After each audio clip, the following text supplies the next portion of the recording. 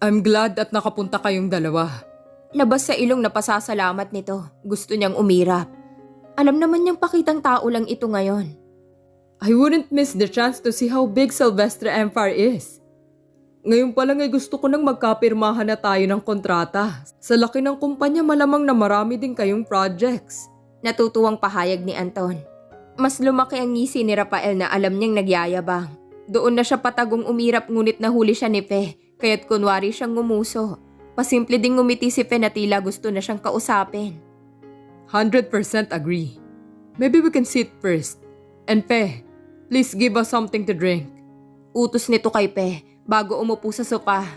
Doon niya binitawan ang braso ni Anton. Hinalikan naman siya nito sa sentido, kaya't napangiti siya. Pero noong makaupo na sa sopa si Anton ay naglaho ang ngiti niya. Paanong hindi kong nahuli niyang nagbabantang titig ni Rafael? Akala yata nito'y masisindak siya. Imbis na matakot ay mariing titig ang binalik niya. Kung naglalabas lang ng apoy ang mga mata nila ay masusunog ang buong building. Don't you want to sit down, Miss Emilia? Madiing tanong nito. Right, hon? You can sit here beside me.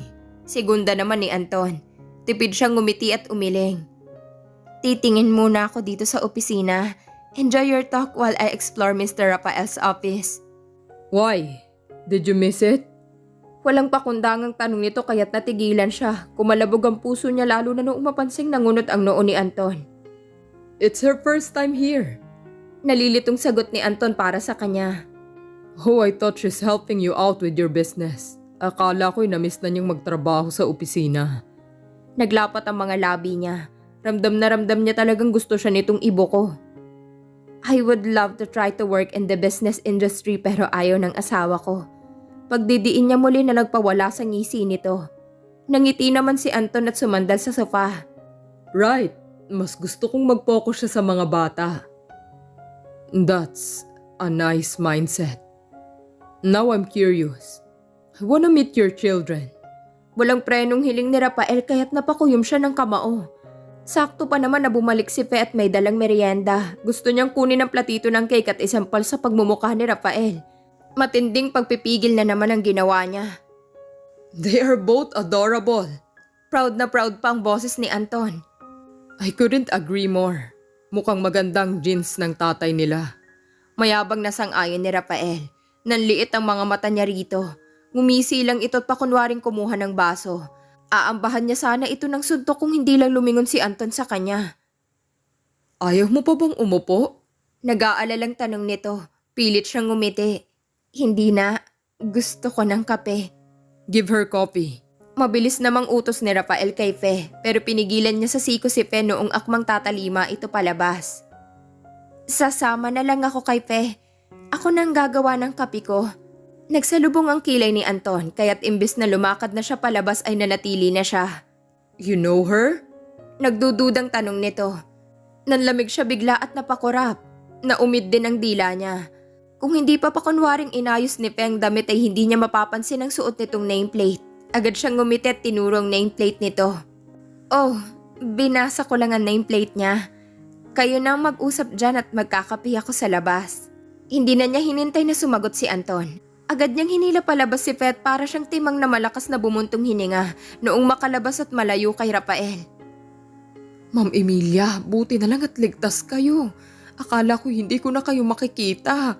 Naiiyak na amin ito. Hinaplos naman ng init ang puso niya. Tinanggap niyang mainit itong yakap. Noong kumalma ito, saka pa lang sila nagtungo sa pantry. Ito pa mismo ang gumawa ng kape niya habang nagkukwento. Simula nung nawala kayo, wala pang babaeng naling kay Sir Rafael. Tinaas niya ang kilay bago tinanggap ang kape na inaabot nito. What about Edala? Umiling ito at sumandal sa counter. Matagal na pong hindi bumibisita dito si Miss Edela. Wala na rin akong balita sa kanya. Si Sir Johan naman ay nasa ibang bansa at nagpapagaling kasama ang anak niya. Napatango siya sa kwento nito. What about Don Ronel? Natahimik ito bigla. Nakahigop na nga siya ng kape bago ito nagsalita muli. Wala na po si Don Ronel. Literal na natigil sa ere ang paghigop niya muli sa kape dahil sa narinig. Napakurap siya at wala sa oras na nilapag sa counter ang kape. Paanong wala? Cardiac arrest, ma'am. Si Sir Rafael na ang lahat ng nag-take over ng business. Natameme siya. Hindi niya alam na pwede palang maraming mangyari sa loob ng 3 taon. I'm shocked. Mahinang bulalas niya. Nakakaintinding tumango ito. Kami rin po. Gulat kaming lahat pero siguro'y hanggang doon na lang si Don Ronel. Tingin ko nga hindi rin naging madaling pagkawala ni Don Ronel para kay Sir Rafael. Lalo pat wala siyang katulong sa negosyo. Kawawa nga't mukhang wala pang romansa simula noong nawala ka, Miss Emilia. Pagbibiro pa nito sa dulo. Napaikot ang mga mata niya at muling kinuha ang kape. Deserve niya yon. Sa dami ng kasalanan niya, deserve niyang mabuhay mag-isa. Ay sus, hindi mo na miss. Tinusok-tusok pa nito ang tagiliran niya. Not even a single millisecond. Proud niyang sagot, pero parang ayaw naman maniwala sa kanya ni Fe. Lalo pat binigyan siya nito ng nagdududang tingin. Wala naman siyang dapat patunayan, lalo pat puro galit lang ang nararamdaman niya para kay Rafael. Sure ka dyan? Hindi mo na miss ang dilig niya gabi-gabi? Bahagyang namilog ang mga mata niya. Over my dead body ang halaman ng diligan niya. Natawa ito ng mahina pero mas lumapit sa kanya. Sa bagay, may Sir Anton ka nga pala, Miss Emilia. So sinong pinakamagaling na hardinero? Pabulong na tanong nito. What? Anong hardinero, Fe? Natawa pa siya. Hardinero as in taga-dilig at araro gabi-gabi. Oh, shut up! Kakahiyat baka may makarinig. Mahinang suway niya rito pero halakak ang sinagot nito. Naiiling na lang siya sa kalokohan nito. Sumimsim na lang siya muli sa kape. Ngunit natigil muli sa ere matapos makita si Rafael na prenteng nakasandal sa hamba ng pantry. At mukhang kanina pa nakikinig. Biglang nag-init ang mga pisngi niya kaya't napaiwas ng tingin. Ay sir, kanina ka pa dyan? Natatawang tanong ni Penatila hindi naman nahihiya. I heard enough. A gardener, ha? Umalis ito sa pagkakasandal. Akmang lalapit ito pero natigil matapos marinig ang mga yabag ni Anton. Nabuhayan siya ng pag-asa matapos itong makitang papalapit sa kanila. Nakangisi ito at hawak ang isang folder na mukhang pinabasa ni Rafael. This is awesome. I would be happy to do business with you, Mr. Silvestre. Mabilis nitong bigkas noong makalapit. Nilahad din ito ang palad sa huli. Tumigil si Rafael sa paglapit at walang magawa kundi tanggapin ang shake hands na inaalok ni Anton. Siya naman ngayon ang napangisi. Savior niya talaga si Anton. Laging perfect timing kahit pa hindi ito aware sa katotohanan. Same, but I would be happy to see your company and perhaps meet your children. Mahinahon na sagot ni Rafael na nagpawala sa ngisi niya. Hindi nawala ang ngiti sa mga labi ni Anton pero nilingon siya nito. Papayagan mo ba, Han? Why would you ask permission from her? Siya lang bang magulang ng mga anak nyo? Sarkastikong bato ni Rafael na nagpakuyom sa kamao niya. Maging si Fe nga ay napatikhim ng malakas. She's still my wife. She knows what's best for our children. If she says no, then it's a no. Pagdidiin ni Anton. I honestly don't want to expose them to strangers. But if you insist, then fine. Pagdidiin niya kahit pa ang utak niya ay nag-iisip na ng paraan kung paano itatago ang mga anak niya. Nilabanan niyang matalim na titig ni Rafael. Siya pang lumapit at umangkla kay Anton para lang ipakita na hindi siya takot. Umigting ang panga ni Rafael. Lovely. I'm excited to meet Serenity and Primo. I bet kamukha sila ng daddy nila. Pagdidiin muli nito na nagpatagi sa mga ngipin niya. Rafael's POV. You what? Natatawang tanong ni Martin sa kanya. Ngumisi siya at inalog ang hawak na baso ng brandy. Namulsa siyang humarap sa salamin ng dingding ng kondo niya. I provoked her. Soon, I will meet my children. Muling humalakak si Martin kahit pa seryoso naman ang sinasabi niya. You're crazy, man. Baka itago nilang mag-asawang mga bata. Umiling siya rito at bumalik sa sopa kung nasaan nakaupo ito. Naha? Tingin ko nga ay walang alam si Anton kung sino ako. And for the record, they are not married. Emilia is still my wife. Pagdidiin niya pa sa dulo, natatawang umiling si Martin. Muli itong nagsalin ng alak at tinaas ang baso. Cheers! Para sa kabaliwan mo. Cheers kahit pa alam nating hindi ka babalikan ni Emilia. Cheers dahil alam nating galit na galit pa rin ito sa'yo. Fuck off, Martin. Babalik siya sa akin and that's final. Humalakak muli ang kaibigan niya. Muntik pa itong masamit kakatawa kaya't sinamaan niya ng tingin. Binigyan ko siya ng isang araw para magdesisyon. Kapag hindi siya bumalik sa akin, pupulbusin kong negosyo ng peking asawa niya. Mas seryosong bigkas niya. Nagtaas ng 2 kilay si Martin at tila sumusuko, pero hindi naman mapigilan ang ngisi nito sa labi. Tapos na ang buong araw pero wala pa rin siya. I think she's fearless now. Siya naman ang ngumisi. I know. If she doesn't want to go willingly, then I will drag her back here. In any way, I don't care if she will scream in frustration.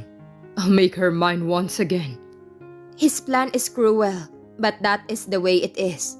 Hindi siya natutuwang nasa ibang babaeng pinaglaanan niya ng oras at panahon noon. Hindi siya nagpakahirap para lang makinabang ang iba. Kahit hindi ito maging masaya sa piling niya, ibabalik niya pa rin ito sa poder niya. Galit man ito sa kanya, wala siyang pakialam. Masama man ang loob niya na tinago nitong 2 anak niya. Kukunin niya pa rin ito kasama ng mga bata. Good luck. Hope she will not throw fire at you. Pangiinis ni Martin. I will gladly catch it and make it shower. Muli siyang ngumisi bago sumimsim sa alak. Gaya ng inaasahan niya, walang Emilia na sumuko sa kanya.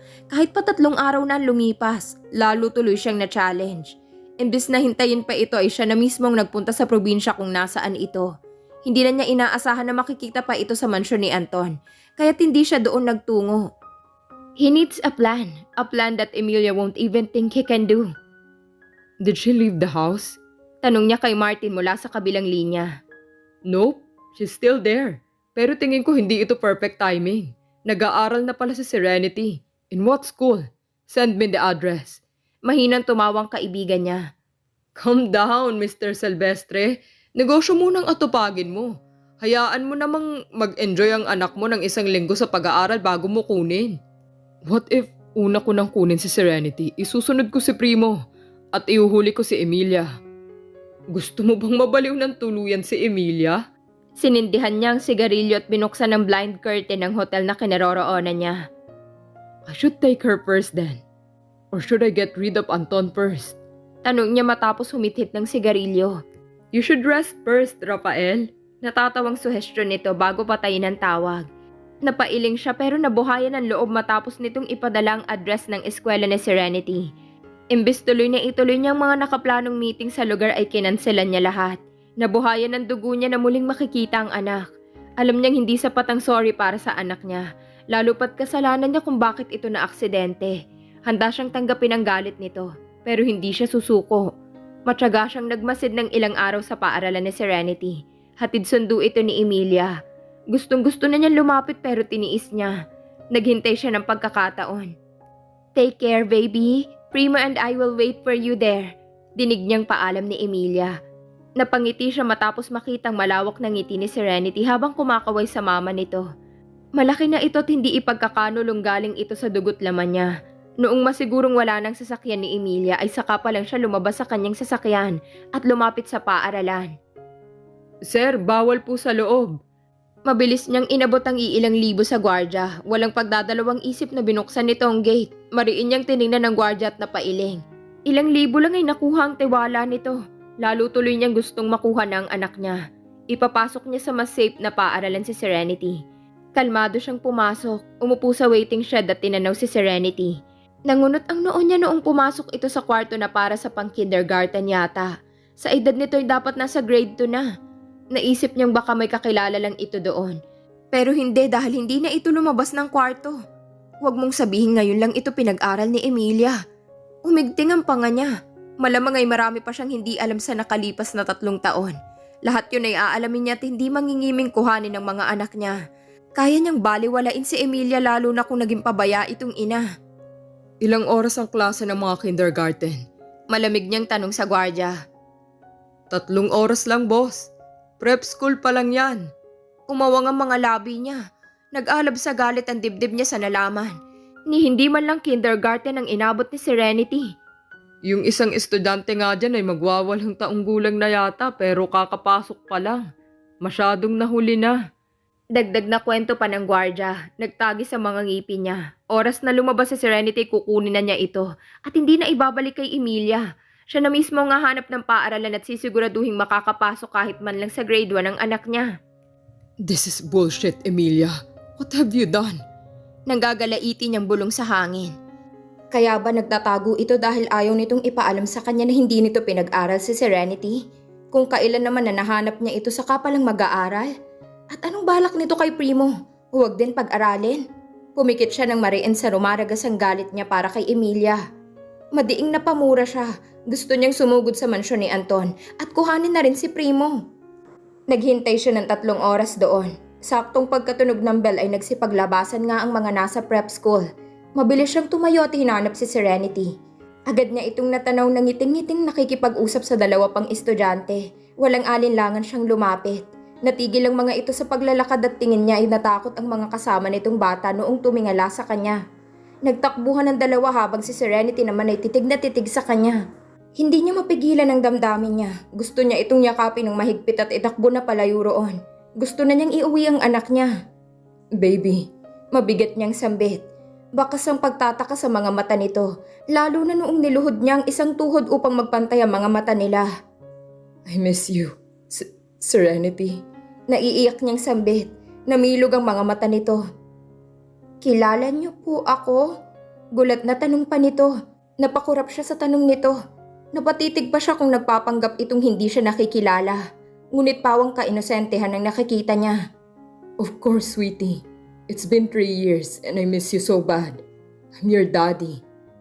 But I don't know you po. Baka ibang bata pong hinahanap niyo, sir.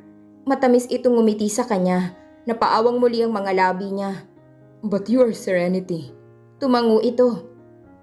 But you are not my daddy po. Parang natigil ang puso niya sa pagtibok. Paanong hindi siya kilala ng sariling anak niya? Oh, and that's my daddy. Tinuro nito ang gate kaya't napalingon siya roon. Daddy, here! I miss you! Mabilis na tumakbo si Serenity patungo kay Anton. Malaking ngiti naman ang binalik nito sa anak niya at tinanggap ang yakap nito.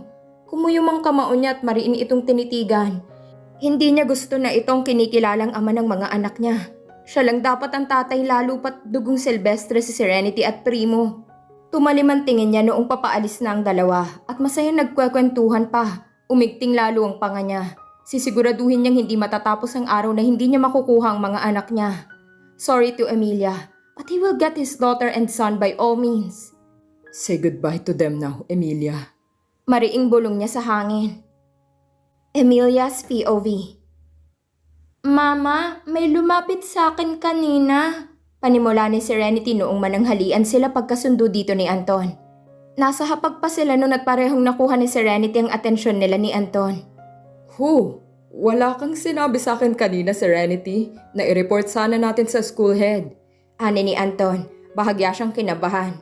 Wala pang 1 buwan sa paaralan si Serenity pero may lumalapit na. Natatakot siyang baka mabuli ang anak niya lalo pat sa edad nito ay dapat nasa grade schooler na. He's harmless, Daddy. He's handsome. Pagtatanggol pa nito, bahagya siyang kumalmat na kangiting sinubuan si Primo ng kanin. Is he your crush, baby? Pagbibiru pa niya sa anak. Nah, he's way too old for me. If you're not married to Daddy, he can be your crush, Mama. Nawala ang ngiti niya sa sinabi nito. Ibig sabihin ay lalaking lumapit dito at baka kasing edad nila ni Anton. Kiddo, I'm still here. I'm your daddy. Sakay ni Anton sa biro ni Serenity. Nagkatawanan ng 2 pero siya'y hindi maigalawang mga labi. Unti-unti ay umuusbong ang kaba niya. Paano kung si Rafael yun? Kukunin nito bigla ang mga anak niya dahil lang hindi siya pumayag na sumama dito. Hindi siya makakapayag. Excuse me, I need to answer this call. Paalam ni Anton noong tumunog ang cellphone nito. Sure, Daddy. Matamis pang ngumiti si Serenity. Huminga siya ng malalim bago nilapit ang upuan sa tabi ni Serenity. Kailangan niya makumpirma ang nasa isip niya kundi ay hindi siya matatahimik. Baby, anong sabi sa'yo nung lumapit sa'yo? Maingat niyang tanong. The guy, Mommy? Sabi niya ay daddy ko siya pero hindi ako naniwala. He looks good and kind, but he is a big man, Mama. Muli siyang napalunok kasabay ng pagkalabog ng dibdib niya. Hindi po pwedeng manatili pa sila doon kung nandyan lang sa tabi si Rafael. Kung lilipat naman siya, itsak na mahahanap pa rin siya nito. Ayaw naman niyang humingi ng tulong kay Anton. Ayaw na niya itong madamay sa gulo. Marami na itong naitulong sa kanya at labas na ito sa totoong problema niya. Next time, don't talk to strangers, alright? It's not safe. That man can be dangerous. Nagtataka man ng mga mata nito, tumango pa rin ito.